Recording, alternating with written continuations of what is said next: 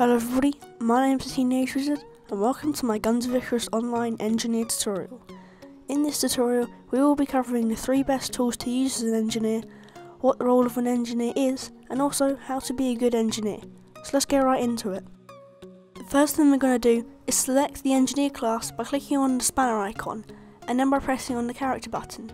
You should now see a screen that looks a bit like this. As I discussed in my last video, when you select a class, the class that you selected will enable you to have 3 pieces of equipment for that. As you can see here, I have 1 piloting equipment, 3 engineering equipment and 1 gunning equipment. And the reason for having 3 engineering equipment is because I selected the engineer class. If you don't understand that, click on the screen now to visit my last video, where I explain the basics of many things. For this video, we will be focusing on the section on the left, which is where you choose your items. The standard engineer class is normally like this, and by the way, don't worry if you don't know what any of these things are, we will be breaking them down in a minute. So for the piloting equipment we will have a spyglass, and this is the standard thing to have if you are a gunner or an engineer, as the piloting equipment will not come in handy in most games. For the engineering equipment we would have a spanner, then a mallet, and then also a fire extinguisher. And lastly for the gunning equipment, well, in fact, that's the thing that depends on your ship and your captain's tactic, but for now, we'll just go with Lesmont. So now in a practice match, which is just me, on my own, in a lobby, and we're going to be testing out some of these items that we chose. The first thing that we have here is called a spyglass. It is used to spot enemy ships, and you can spot them by left clicking on them. And this is useful so that your crewmates, and in fact other ships on your team, will be able to see him. It will also help if he quickly dives behind a small cloud, as you will roughly know where he is until the cloud gets too thick and the markers will disappear. Now moving on to the most important things as an engineer, the first thing we have here is a spanner. If I go ahead and start destroying my ship, you will see that some of the things on my ship, such as engines and guns, stop working. To fix this, we need to hit it with an engineering item.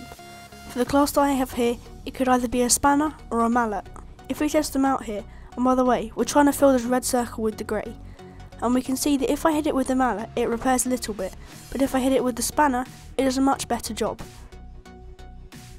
This is called rebuilding, and you will need to rebuild an item on your ship, such as the hull armour, balloons, guns and engines, when it gets destroyed by the enemy.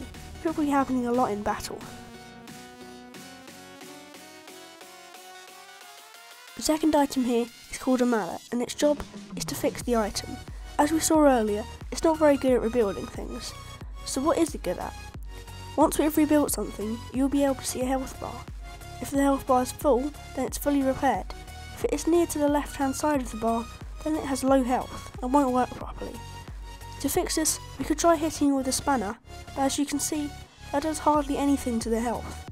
But if we hit it with a mallet, we can see that its health increases a ton, but then it does have a long cooldown, where you can't do anything to the gun.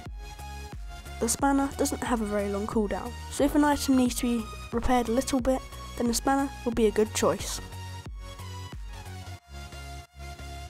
The last item is a fire extinguisher. When an item is on fire, it will have a number from 1 to 20. 20 is the worst and will most likely destroy the item in a couple of seconds, and the least is 1, which won't damage the item that much. The fire extinguisher can put out fire with any of these numbers, but it can't prevent a fire in the first place. That is the job of a chem spray, which we'll get into in another tutorial. Now moving on to how to be a good engineer.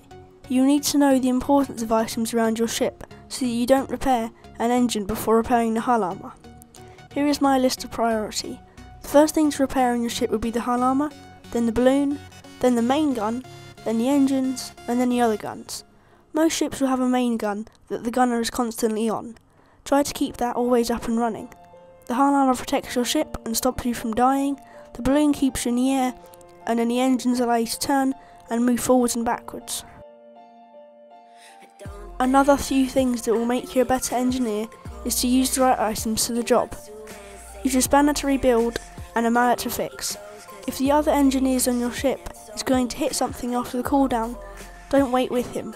I have seen so many times 2 engineers both waiting for the same item to cool down to finish, so that they can hit it first.